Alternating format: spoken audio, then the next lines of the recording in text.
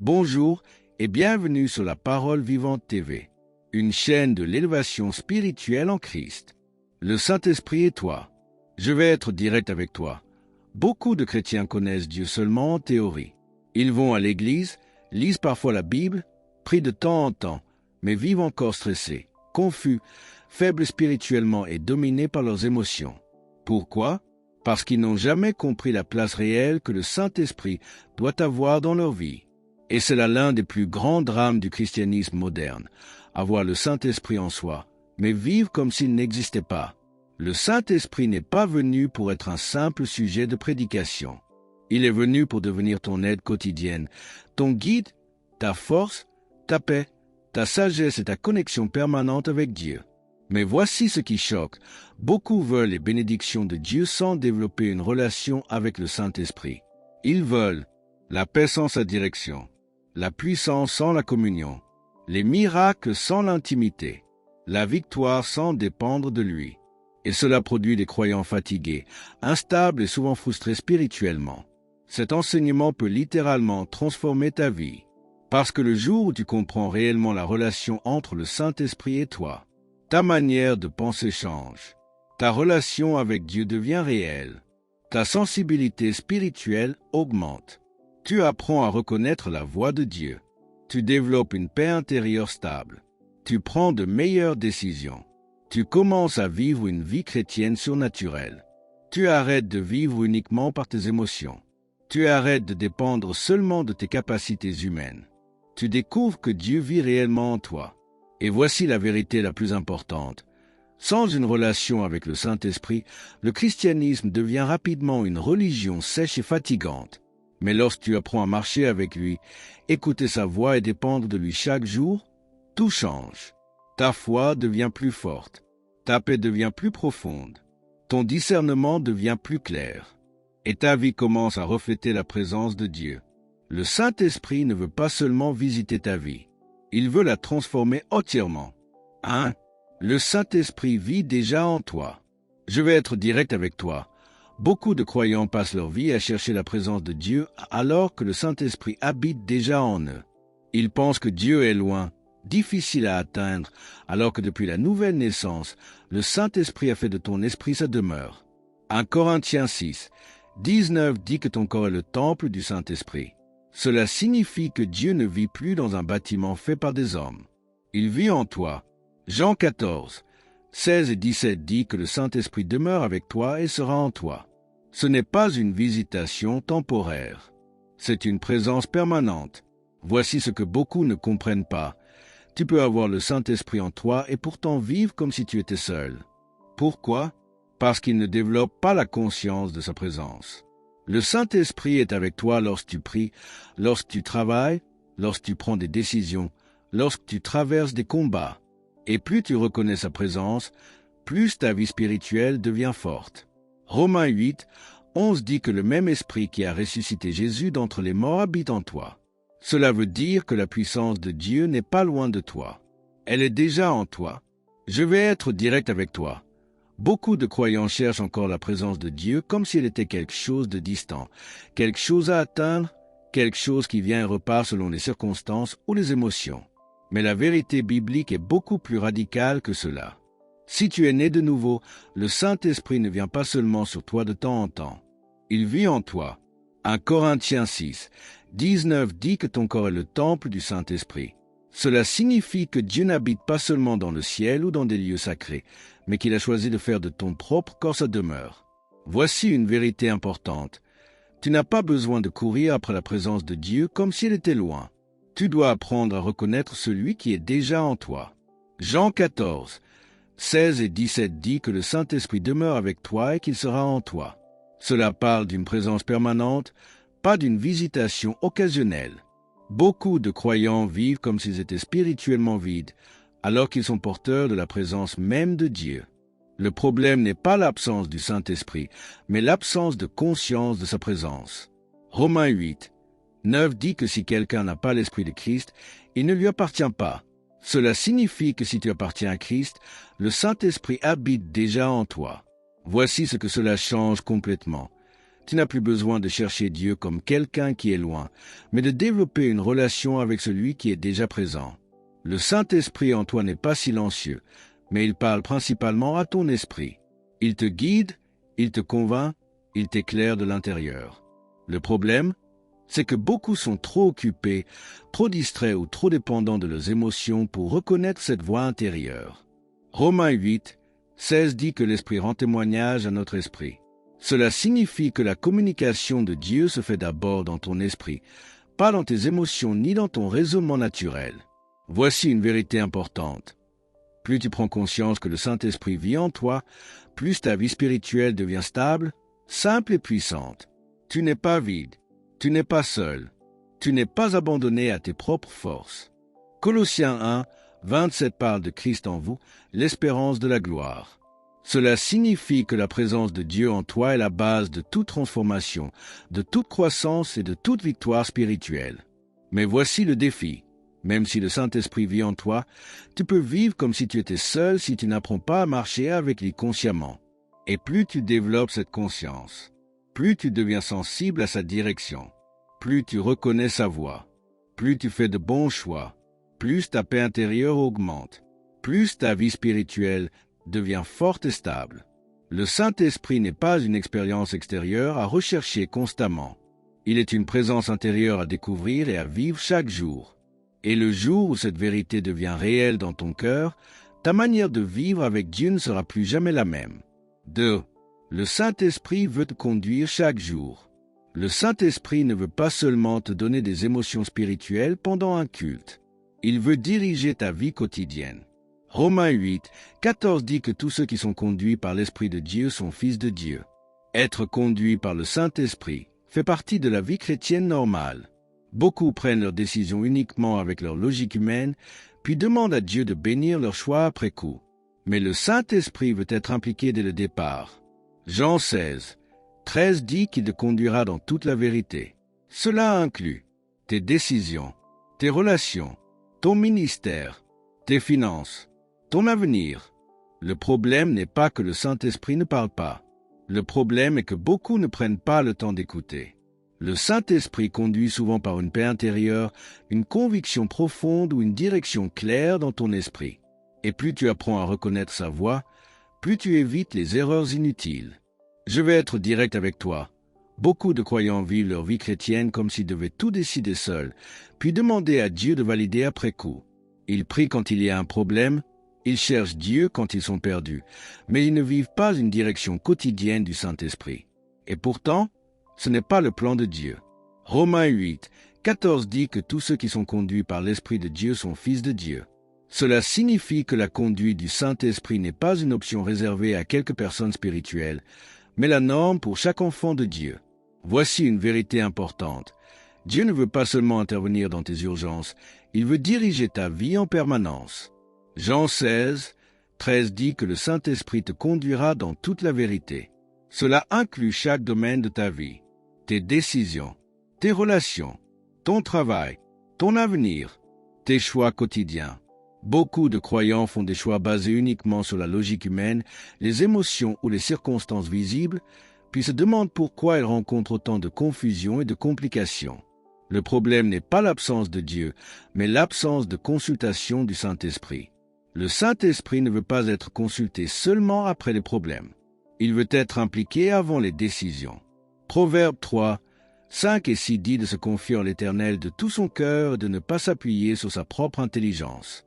Cela signifie que la direction divine ne dépend pas seulement de ce que tu comprends naturellement, mais de ta capacité à dépendre de Dieu.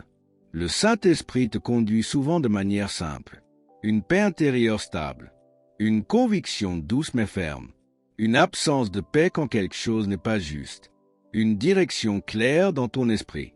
Colossiens 3, 15 dit que la paix de Christ doit régner dans vos cœurs. Cela signifie que la paix intérieure agit comme un arbitre spirituel dans tes décisions. Voici ce que beaucoup doivent comprendre. Dieu ne complique pas sa direction. C'est souvent l'homme qui la rend confuse en ignorant la paix intérieure. Ésaïe 30, 21 dit que tu entendras derrière toi une voix disant « Voici le chemin, marche-y ». Cela montre que Dieu veut guider chaque pas de ta vie. Mais pour être conduit, Tu dois apprendre 3 choses. Ralentir intérieurement pour écouter. Reconnaître la paix du Saint-Esprit. Obéir rapidement quand tu es dirigé. Jacques 1, 22 dit d'être des pratiquants de la parole et non seulement des auditeurs. Cela s'applique aussi à la direction du Saint-Esprit. Entendre sans obéir produit de la confusion. Voici une vérité importante. Plus tu obéis rapidement à la direction du Saint-Esprit, plus ta sensibilité spirituelle augmente. Mais plus tu ignores ses instructions, plus ton cœur devient insensible. Philippiens 2, 13 dit que c'est Dieu qui produit en vous le vouloir et le faire selon son bon plaisir. Cela signifie que le Saint-Esprit ne te force pas, mais il t'inspire intérieurement et te guide progressivement. Le Saint-Esprit veut te conduire chaque jour pour t'éviter des erreurs, t'aligner avec la volonté de Dieu et te faire entrer dans un chemin de paix et de stabilité. Et plus tu apprends à reconnaître sa voix et à suivre sa direction, plus ta vie devient simple, plus tes décisions deviennent claires, plus ta paix intérieure grandit, plus ton parcours devient aligné avec Dieu. Le Saint-Esprit ne veut pas seulement t'aider occasionnellement, il veut être ton guide quotidien. Et le jour où tu comprends cela, ta manière de vivre ne sera plus jamais la même. 3. Le Saint-Esprit veut te transformer de l'intérieur. Je vais être direct avec toi. Tu ne peux pas marcher constamment avec le Saint-Esprit et rester la même personne. 2 Corinthiens 3, 18 dit que nous sommes transformés en la même image de gloire en gloire par l'Esprit du Seigneur. Le Saint-Esprit agit à l'intérieur de toi pour changer ta manière de penser, tes réactions et ton caractère. Beaucoup veulent uniquement la puissance du Saint-Esprit, mais ignorent son œuvre de transformation intérieure. Galates 5, 22 et 23 parlent du fruit de l'Esprit, l'amour, la joie, la paix, la patience, la bonté, la maîtrise de soi. Voilà le résultat d'une vie réellement connectée au Saint-Esprit. Plus tu marches avec lui, plus la paix remplace l'anxiété, plus la foi remplace la peur, plus la sagesse remplace la confusion, plus ton caractère ressemble à celui de Christ. Le Saint-Esprit ne veut pas seulement changer tes circonstances, il veut te changer toi. Je vais être direct avec toi. Beaucoup de croyants veulent changer leur vie extérieure sans laisser Dieu changer leur vie intérieure. Ils veulent de nouvelles circonstances, de nouvelles opportunités, de nouvelles victoires, mais ils gardent les mêmes pensées, les mêmes réactions et les mêmes habitudes intérieures. Et c'est là que se trouve le problème. Le Saint-Esprit ne commence pas par changer ton environnement. Il commence par te changer toi. 2 Corinthiens 3, 18 dit que nous sommes transformés en la même image de gloire en gloire par l'Esprit du Seigneur. Cela signifie que la transformation chrétienne est progressive, intérieure et conduite par le Saint-Esprit. Voici une vérité importante. Dieu ne veut pas seulement améliorer ta vie, il veut renouveler ton être intérieur. Beaucoup essaient de changer par la discipline seule, par la volonté humaine ou par la pression extérieure. Mais sans l'action du Saint-Esprit à l'intérieur, les changements restent superficiels et temporaires. Romains 12, 2 dit d'être transformé par le renouvellement de l'intelligence. Cela montre que la transformation commence dans la manière de penser. Le Saint-Esprit agit dans ton esprit pour influencer ensuite ton âme, tes pensées, tes émotions, tes réactions, tes décisions. Galates 5, 22 et 23 parlent du fruit de l'esprit, l'amour, la joie, la paix, la patience, la bonté, la fidélité, la douceur et la maîtrise de soi.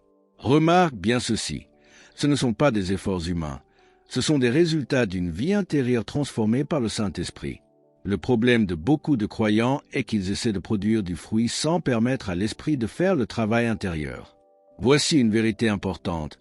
Le Saint-Esprit ne force pas le changement, il le produit de l'intérieur quand il lui donne accès. Ézéchiel 36, 26 dit que Dieu donne un cœur nouveau et met un esprit nouveau. Cela signifie que la vraie transformation commence dans le cœur, pas seulement dans le comportement extérieur. Le Saint-Esprit travaille souvent de manière silencieuse, mais profonde. Il corrige tes pensées. Il ajuste tes priorités. Il change tes réactions. Il façonne ton caractère. Il aligne ton cœur avec Dieu. Philippiens 2, 13 dit que c'est Dieu qui produit en vous le vouloir et le faire selon son bon plaisir. Cela montre que même ta capacité à changer vient de l'action intérieure du Saint-Esprit. Voici ce que beaucoup doivent comprendre. Tu ne peux pas vivre une vie chrétienne stable en te concentrant uniquement sur les comportements extérieurs.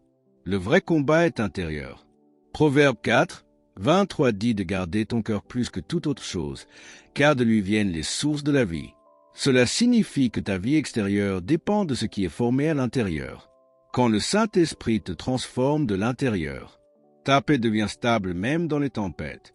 Tes réactions deviennent contrôlées et sages. Ta foi devient plus constante. Ton caractère devient plus semblable à celui de Christ. Tu ne changes plus seulement ce que tu fais. Tu changes ce que tu es. Et plus tu coopères avec le Saint-Esprit, plus la transformation devient profonde. Plus les fruits deviennent visibles. Plus ta vie reflète Jésus naturellement. Le Saint-Esprit ne veut pas seulement t'aider à paraître différent.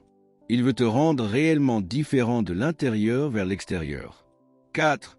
Le Saint-Esprit veut manifester la puissance de Dieu à travers toi. Acte 1. Lui dit que tu recevras une puissance lorsque le Saint-Esprit viendra sur toi. Le christianisme n'a jamais été conçu pour être vécu par les seules capacités humaines. Le Saint-Esprit donne la puissance, le discernement, la sagesse, les dons spirituels, la hardiesse, la capacité surnaturelle de vivre la vie chrétienne. Mais beaucoup vivent une vie chrétienne épuisante parce qu'ils essaient de tout faire par leur propre force. Zacharie 4, s'il dit que ce n'est ni par la puissance ni par la force, mais par l'Esprit de Dieu. Le Saint-Esprit veut te fortifier dans les moments difficiles, te donner des paroles inspirées, produire des miracles, toucher des vies à travers toi et manifester Jésus dans ton quotidien. Je vais être direct avec toi. Beaucoup de croyants pensent que la puissance de Dieu est quelque chose qu'ils doivent seulement admirer, prier pour ou espérer voir chez les autres. Mais ils ne comprennent pas que le plan de Dieu est que sa puissance se manifeste à travers eux. Le Saint-Esprit n'a pas été donné pour que tu sois un spectateur de la puissance de Dieu, mais un canal vivant de cette puissance. Acte 1. Lui dit que tu recevras une puissance lorsque le Saint-Esprit viendra sur toi. Cette puissance n'est pas théorique, elle est pratique et destinée à être visible dans ta vie. Voici une vérité importante. Dieu ne veut pas seulement être connu dans les églises, il veut être manifesté dans la vie des croyants. Beaucoup de chrétiens vivent une vie sans impact spirituel parce qu'ils n'attendent jamais que Dieu agisse à travers eux. Ils pensent que la puissance est réservée à certains ministères spéciaux, mais ce n'est pas le plan biblique. 1 Corinthiens 12, c'est dit que la manifestation de l'Esprit est donnée pour l'utilité commune. Cela signifie que le Saint-Esprit veut se manifester à travers chaque croyant pour bénir les autres.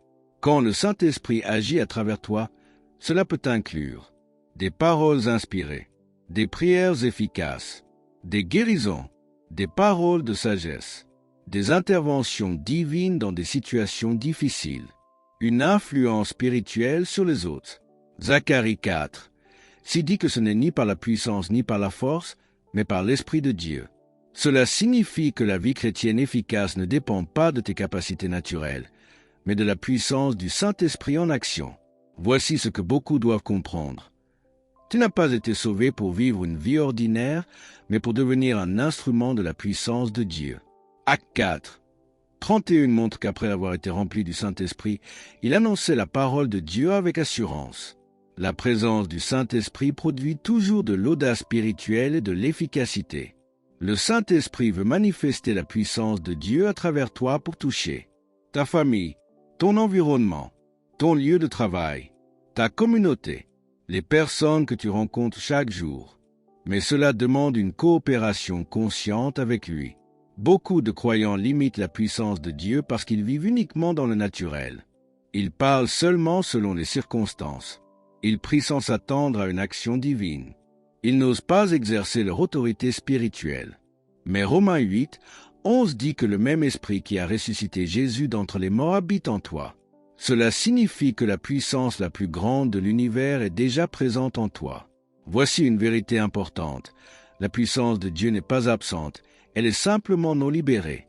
Et cette puissance se libère par la foi, la parole, la sensibilité au Saint-Esprit, l'obéissance. Marc 16, 20 montre que le Seigneur agissait avec eux et confirmait la parole par des signes. Dieu veut toujours accompagner et confirmer ce que ses enfants font par la foi. Quand tu comprends cela, tu ne te vois plus comme faible, tu ne te vois plus comme incapable. Tu commences à voir Dieu agir à travers toi. Et plus tu laisses le Saint-Esprit agir librement, plus sa puissance devient visible.